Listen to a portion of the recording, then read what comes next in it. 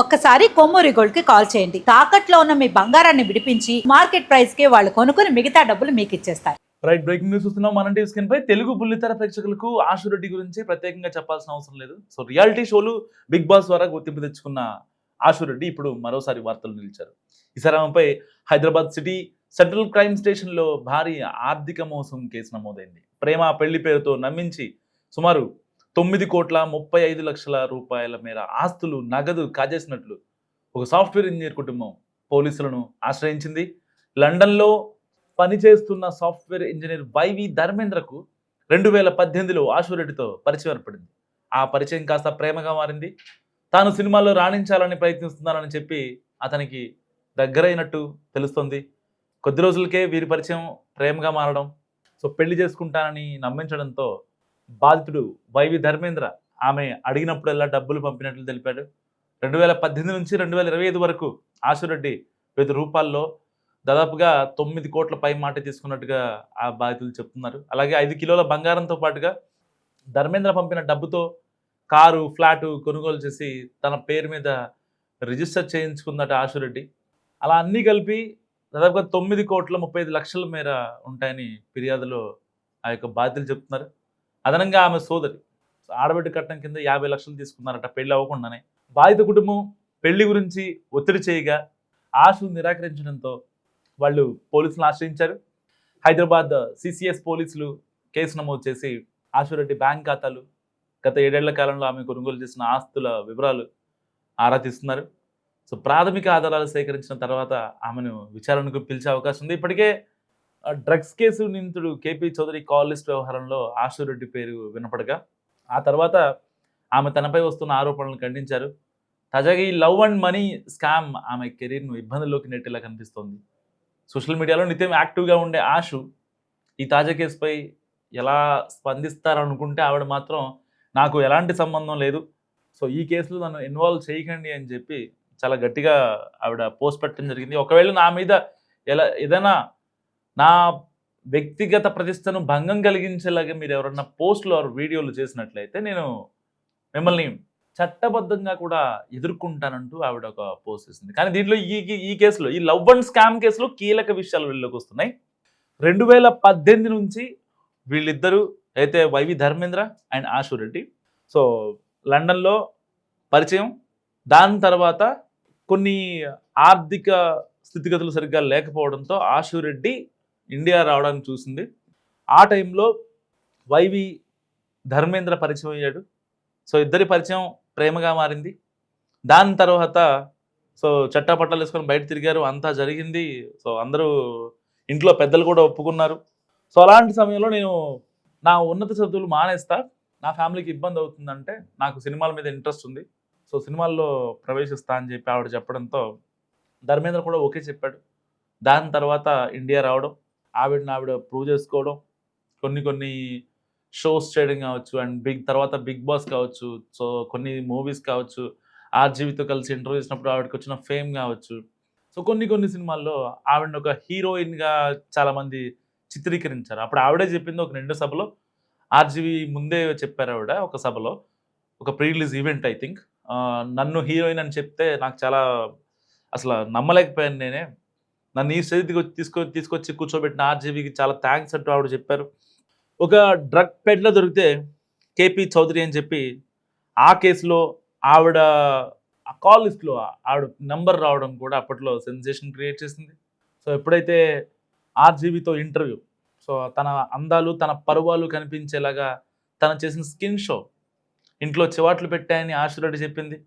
రీసెంట్గానే ఇన్స్టాగ్రామ్లో సబ్స్క్రిప్షన్ కూడా స్టార్ట్ చేసింది.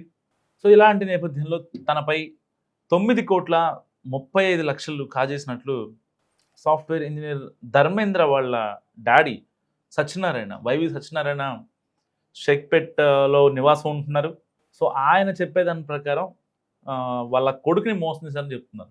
కానీ ఇక్కడ ఈ కేసులో కొన్ని విషయాలు మనం చూసుకుంటే ఆశు రెడ్డి వాళ్ళ తండ్రి రెస్పాండ్ అయ్యారు ఈ కేసు గురించి. సో తనపై వాళ్ళ కూతురిపై వస్తున్న ఎలిగేషన్స్ గురించి ఆయన మీడియాతో మాట్లాడారు. ఎట్టి పరిస్థితుల్లో తాను చేసిన తప్పుకు నేను సిద్ధం, ఏ శిక్షకైనా, కానీ ఆ అమ్మాయిని చెడగొట్టింది నేను కాదు, వాళ్ళ అమ్మ అంటూ బాంబు పేల్చారు ఆశురెడ్డి తండ్రి. తన అంటే వాళ్ళిద్దరి మధ్య కొంచెం ఆ బాండింగ్ సరిగ్గా లేక మరి ఆశురెడ్డి తండ్రి వాళ్ళ అమ్మ మీద బ్లేమ్ చేశారా? లేదంటే నిజంగానే వాళ్ళ అమ్మ ఆశురెడ్డితో ఇలాంటి పని చేయించిందా? ఎందుకంటే ఏ తల్లి కూడా ఏ కూతురుతో ఇలాంటి పని చేయించదు. సరే అంటిల్ అన్లెస్ వాళ్ళ పరిస్థితులు, వాళ్ళ స్థితిగతులు ఎక్స్‌ట్రీమ్‌గా ఉంటే ఒకవేళ చేయించిన సందర్భాలు కూడా చరిత్రలో మనం ఒకటో రెండో చూసాం. కొన్ని బ్రేకింగ్స్ కూడా మనం చూస్తుంటాం రొటీన్ లైఫ్‌లో. మరి ఇలాంటి సినారియోలో నిజంగానే ఆవిడ ఆశురుడితో కలిసి ఇలా చేయించిందా అనే దానిపై కూడా ఇప్పుడు పోలీసులు అనుమానిస్తున్నారు. ఎందుకంటే పర్టిక్యులర్‌గా ఆశురెడ్డి వాళ్ళ తండ్రి డైరెక్ట్‌గా ఆయన చెప్పడం జరిగింది. సో, వాస్తవమే వాళ్ళ దగ్గర డబ్బులు తీసుకున్నాం. అండ్ కార్లు కూడా ఆశురెడ్డి పైనే ఉన్నాయి. ఏదైతే బంగారం కూడా ఆశురెడ్డి తీసుకుంది. అయితే ఆశురెడ్డి వాళ్ళ చెల్లి కూడా 50,00,000 వరకు డబ్బులు తీసుకుందంటూ వాళ్ళ తండ్రే ఒప్పుకోవడం ఇప్పుడు ఈ లవ్ అండ్ మ్యారేజ్ స్కామ్‌లో ఒక కీలకమైన ట్విస్ట్‌గా చెప్పుకోవచ్చు. సో, ఫస్టు ఆశురెడ్డితో పెళ్లి సంబంధాన్ని ఖాయం చేస్తున్నామని వాళ్ళ తల్లిదండ్రులు ఈ వైవి ధర్మేంద్ర వాళ్ళ నాన్న సత్యనారాయణతో ముహూర్తం కోసం కూడా పూజారిని పిలిపించి మరీ హడావుడి చేశారట. కానీ వెంటనే ముఖం చాటేసి ఆ తర్వాత పెళ్లికి నిరాకరించారు. సో, గతేడాది వరకు ఈ అమ్మాయి ఆశురెడ్డి వైవి ధర్మేంద్రతో టచ్‌లోనే ఉంది. అప్పటి వరకు 9 కోట్లు అండ్ 5 కిలోల బంగారం అండ్ ఫ్లాటు కొనుగోలు చేసి ఆ అమ్మాయి పేరు మీద రాపించుకుంది. సరే వైవి ధర్మేంద్ర కూడా ఇంట్లో నచ్చచెప్పుకున్నాడు. అంటే ఎలాంటి ఇబ్బంది పడాల్సిన అవసరం లేదు. ఈ అమ్మాయి మనతోనే ఉంటది. సో, ఆ అమ్మాయిని నేను పెళ్లి చేసుకుంటాను. ప్రేమించాను కదా! ఆల్రెడీ మీరు కూడా ఇన్వాల్వ్ అయ్యారు కదా! సో, నేను చూసుకుంటా అని చెప్పింది. సో, తన సోదరి పేరు పెట్టి కూడా రూ. 50,00,000 తీసుకొని కూడా ఇవ్వలేదట. ఆ తర్వాత ఈ పూజారిని పిలిపించి హడావుడి చేయటం, ముహూర్తాలు బాలేవని చెప్పడం, జాతకాలు కలవలేదని చెప్పడం. సో, ఇలాంటివి జరిగిన తర్వాత ఏదైతే వైవి ధర్మేంద్ర ఆశురెడ్డి లవర్ ఉన్నారో అతని వాళ్ళ తండ్రికి కొంచెం డౌట్ వచ్చింది. దాని తర్వాత ఈ యొక్క వ్యవహారం అంతా బయటికి రావడం కాలక్రమేణా జరిగింది. నిజంగా ఇలాంటి పనులు చేస్తారా అనేది కూడా ఇప్పుడు చాలామంది ఆశ్చర్యపోతున్నారు డబ్బుల కోసం. సో, ఆశురెడ్డి తనపై నమోదైన కేసు గురించి ఫస్ట్ రియాక్షన్ ఇచ్చింది సోషల్ మీడియా ద్వారా. తన ప్రమేయం లేకుండా తప్పుడు ప్రచారం చేస్తే చట్టపరమైన చర్యలు తీసుకుంటానని ఇన్‌స్టాగ్రామ్‌లో పోస్ట్ పెట్టింది. సో, ఆమె కొన్ని ఫోటోస్‌ని కూడా షేర్ చేసింది. కొద్ది రోజుల క్రితం ఆమె కొల్హాపూర్ లక్ష్మీదేవి క్షేత్రం దర్శించుకున్న ఆ పిక్స్‌ని కూడా షేర్ చేసింది. అయితే అందులో అమ్మవారికి సమర్పించేందుకు కొబ్బరికాయ, పూలు, పసుపు, కుంకుమ, మెట్టెలు, తాళి వంటి వస్తువులు కొనడం దాంట్లో విశేషం. మరి సినీ నటి ఆశురెడ్డిపై హైదరాబాద్‌లో కేసు నమోదైంది. పెళ్లి చేసుకుంటానని నమ్మించి మోసం చేసిందని హైదరాబాద్ షేక్‌పేట్‌కు చెందిన వైవి ధర్మేంద్ర ఫిర్యాదు చేశారు. ఈ క్రమంలో తన నుంచి 9 కోట్ల రూపాయలు కాజేసినట్లు దానికి సంబంధించిన పీడిఎఫ్స్‌ని ఏదైతే బ్యాంక్ ట్రాన్సాక్షన్స్ ఉంటాయి కదా! ఆ ట్రాన్సాక్షన్స్‌ని కూడా తను పెట్టిన కేసులో పొందుపరిచాడు ధర్మేంద్ర.